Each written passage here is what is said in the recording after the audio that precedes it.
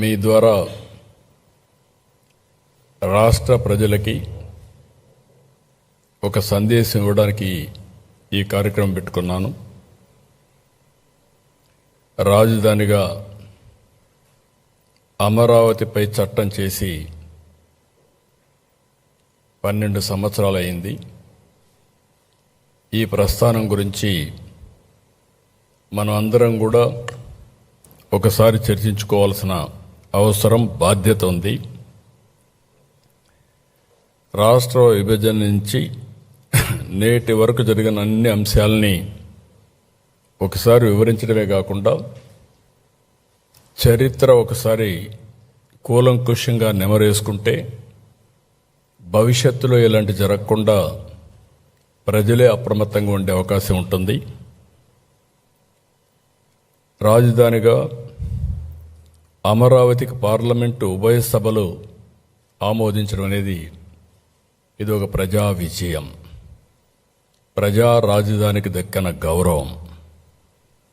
ఈ చర్చల్లో 11 పార్టీలు పార్టిసిపేట్ చేశాయి. 2 హౌసెస్లో కలిపి 17 34 మంది సభ్యులు భాగస్వాములయ్యారు, పార్టిసిపేట్ చేశారు. 10 పార్టీలు మద్దతు ఇచ్చాయి, మిగిలిన పార్టీలు కూడా సపోర్ట్ చేశారు. మొత్తం 41 పార్టీలు లోక్సభలో ఉన్నాయి. ప్రాతినిధ్యం ఉండే పార్టీలు 41. 9 పార్టీలు రాజ్యసభలో మెంబర్స్ ఉన్నారు. అంటే లోకసభలో లేరు, రాజ్యసభలో ఉన్నారు. అన్నీ కలిపి 50 పార్టీలు. 50 పార్టీలు నేరుగా మాట్లాడిన వారు పూర్తిగా సహకరించారు. మేము ఆమోదిస్తున్నాం, దీనికి పూర్తిగా సంఘీభావాన్ని తెలియజేస్తున్నామని చెప్పారు. ఇంకొక పక్కన మిగిలిన పార్టీస్ అన్నీ కూడా పార్లమెంట్లో ఏకగ్రీవంగా ఆమోదించారు. ఒకే ఒక పార్టీ, ఆ పార్టీ వైఎస్ఆర్ కాంగ్రెస్ పార్టీ. ఆ పార్టీ ఈ రాష్ట్రంలో ఓట్లేసుకుని ఇక్కడి నుంచి ఎంపీలుగా అయ్యి ఈ రాష్ట్రానికి ద్రోహం చేసే ధైర్యం చేశారు. దేశమంతా ఒక దారి అయితే వీళ్ళది ఇంకొక దారి అయ్యే పరిస్థితి వచ్చింది. 2024 జూన్ 2 నుంచి ఆంధ్రప్రదేశ్ నూతన రాజధానిగా అమరావతి శాశ్వతంగా ఉంటుంది. రాష్ట్రపతి ఆమోదం త్వరలో వస్తే చట్టంగా మారుతుంది, అక్కడి నుంచి అమలులోకి వస్తుంది. మొట్టమొదటిసారిగా ప్రధానమంత్రి నరేంద్ర మోడీ గారిని మనస్ఫూర్తిగా అభినందిస్తున్నా, ధన్యవాదాలు తెలియజేస్తున్నా. అన్ని విధాలా సహకరించారు. సహకరించడమే కాదు, ముందుండి దీనికి చట్టబద్ధత ఇవ్వాలి అని నిర్ణయించుకొని ఈరోజు చట్టబద్ధత ఇచ్చే పరిస్థితికి వచ్చారు. ఆ తర్వాత అమిత్ షా గారిని అభినందిస్తున్నాం. ఎందుకంటే డిపార్ట్మెంట్ ఆయనే దీన్ని ఇనిషియేట్ చేసి ఇమ్మీడియట్గా ప్రాసెస్ చేసి పంపించారు. పార్లమెంట్లో ఉండే అన్ని రాజకీయ పార్టీల ఎంపీల్ని, పార్టీల్ని అభినందిస్తున్నాం. లోకసభ స్పీకర్ని అభినందిస్తున్నాం.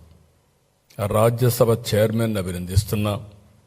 కృతజ్ఞతలు తెలియజేస్తున్నాం. 5 కోట్ల ప్రజల తరపున వాళ్ళందరికీ కూడా ధన్యవాదాలు, కృతజ్ఞతలు. ఇంకొక పక్క ఒక్క పార్టీకి మాత్రం కృతజ్ఞత చెప్పడం లేదు, అదే వైఎస్ఆర్ కాంగ్రెస్ పార్టీ. ఎందుకంటే దేశంలో ఇన్ని పార్టీలు, ఐడియాలజికల్ డిఫరెన్సెస్ ఉండొచ్చు, వ్యక్తిగత భేదాభిప్రాయాలు ఉండొచ్చు, లేకపోతే ఓసారి వాళ్ళకు పెద్దగా టచెస్ కూడా ఉండకపోవచ్చు. ఆంధ్రప్రదేశ్ రాష్ట్రంతో పని కూడా ఉండకపోవచ్చు, ఓట్లే కాదు పని కూడా ఉండకపోవచ్చు. ఆ ప్రాంతీయ పార్టీ ఆ రాష్ట్రంలో ఉండొచ్చు. కానీ ఏ పార్టీ కూడా, ప్రాంతీయ పార్టీ అయినా వాళ్ళ రాష్ట్ర ప్రయోజనాలు కాపాడుకుంటూ ఉన్నప్పటికీ దేశ ప్రయోజనాలు కాపాడడం కోసం అమరావతి రాజధానిగా రావాలి, దేశ ప్రయోజనాలు కాపాడాలని ఆలోచించారు. వైఎస్ఆర్ కాంగ్రెస్ పార్టీ మాత్రం దేశ ప్రయోజనాలు అవసరం లేదు, రాష్ట్రం నాశనం అయిపోయినా పర్వాలేదు, మేము అనుకున్నదే జరగాలని పట్టుదలతో ముందుకు పోయారు. వైఎస్ఆర్ కాంగ్రెస్ అమరావతిని నాశనం చేయాలనుకున్నారు. మనం శాసనం చేశాం. దేశం ఈరోజు అమరావతి కోసం నిలబడింది. కుట్రలు దాటి అమరావతి గెలిచింది.